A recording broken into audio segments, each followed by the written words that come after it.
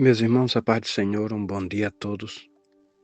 Que Deus, nesta manhã, vamos dizer que é uma manhã gloriosa. Manhã de setembro, já próximo à primavera, e são tempos novos que aparecem para nós, que o Senhor nos concedeu vivermos, estarmos vivos esses dias, hoje, mais uma vez, amanheceu e o Senhor nos concedeu vida, estamos vivos para a glória do Senhor. Tem um versículo na palavra do Senhor aqui no livro do Jó, no capítulo 1, e o versículo 9, que diz assim: Respondeu Satanás a Jeová e disse: Porventura teme Jó a Deus debalde? Glória ao Senhor. Essa foi uma pergunta que o inimigo da humanidade fez ao Senhor. Glória a Deus. E essa pergunta não se lhe deu resposta. Deus permitiu que ele por si só tirasse de modo experimental sua própria resposta. É como uma expressão que se usa por aí. Satanás deveria por si só tirar suas próprias conclusões. De toda a humanidade que havia naquele tempo, naquela região, diz a palavra de Deus que Jó era o homem íntegro, sincero, temente a Deus, reto e desviava-se do mal. Assim era Jó. E a pergunta que o Senhor Jeová fez a esse ser, Satanás, foi de onde ele vem. E ele nessas suas ele vagava pelo mundo, olhando, observando, analisando e vendo o desenvolvimento da humanidade. Ele se depara com um homem singular, que não seguia o curso e nem a ordem de todo mundo. Ele via todo mundo de um jeito, exceto Jó. Quando ele olha para Jó, ele vê um homem com uma existência diferente, sem estar padronizado com o mundo. Era aquele ser único.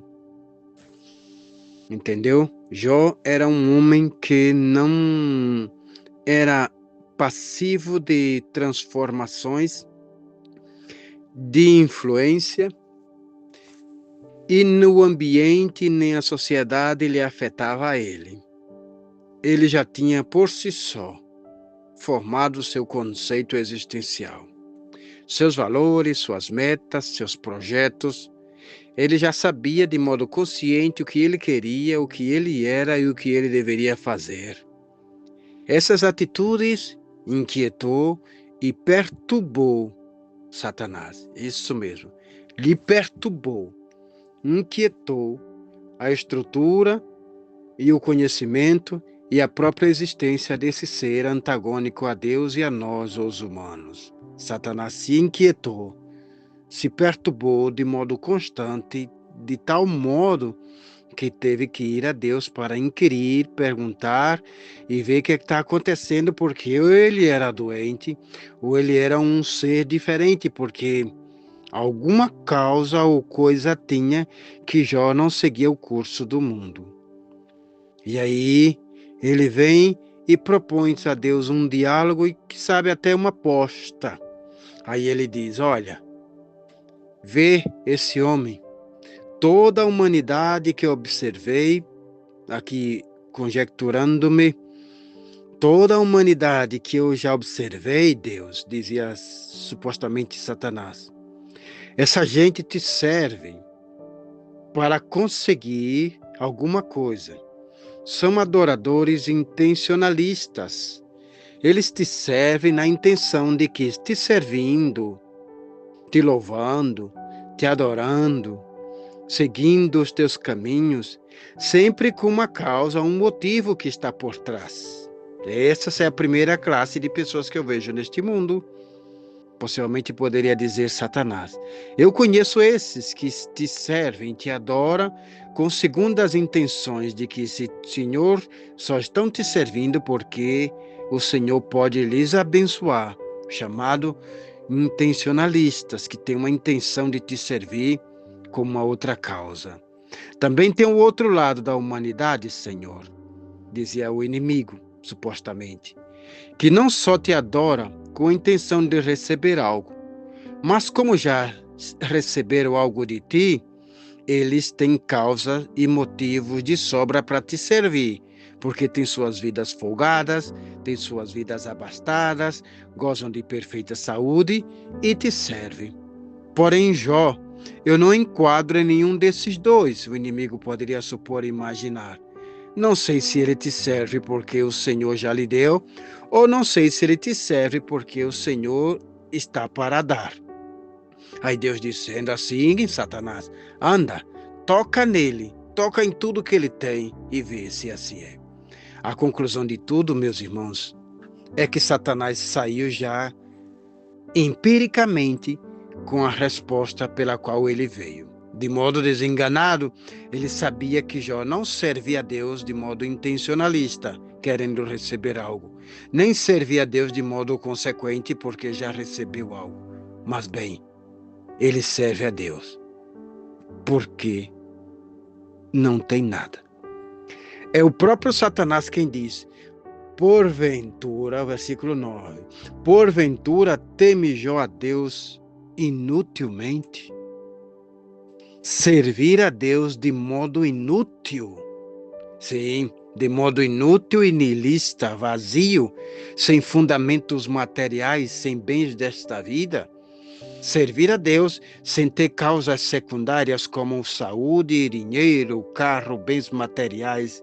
Servir a Deus, se Ele me der ou se Ele não me der, é um tipo de serviço vazio e inútil aos olhos humanos, porque segundo a perspectiva que não enquadrava no raciocínio de Satanás, era que Jó servia a Deus sem causa secundária, sem intencionalidade e sem consequências. Ele servia a Deus simplesmente porque ele gosta e chegou ao nível de comunhão com o Senhor que não precisa de ser abençoado e nem pede por bênção, mas bem, lhe dava suficiente prazer servir a Deus cheio de chagas, ausente dos seus queridos filhos que já se tornaram entes, morreram, perdeu todos os seus bens materiais. Jó perdeu todas as perspectivas materiais, sociais, familiar, todo o contexto que hoje é baseado no gênero humano. Jó perdeu, menos a confiança em Deus. Isso se inquietou o inimigo e ele foi embora sabendo de que as duas polarizações a nível de liturgia e de adoração para com Deus já estava concreto na mente dele. Em Jó, ele descobriu a terceira. Talvez eu e você sirva a Deus assim, em intencionalidade. Deus me dá que eu te sirvo. Ou talvez diga, Senhor, tu me abençoaste, eu vou te servir. Agora, em Jó, Satanás soube e descobriu que há uma terceira via pelo qual se deve adorar a Deus inutilmente. Servir a Deus de modo inútil? Sim, desde uma perspectiva conforme tem aqui o raciocínio de Satanás. Todos servem a Deus com a intenção de querer algo, todos servem a Deus com a intenção de gratidão porque já receberam. Jó não.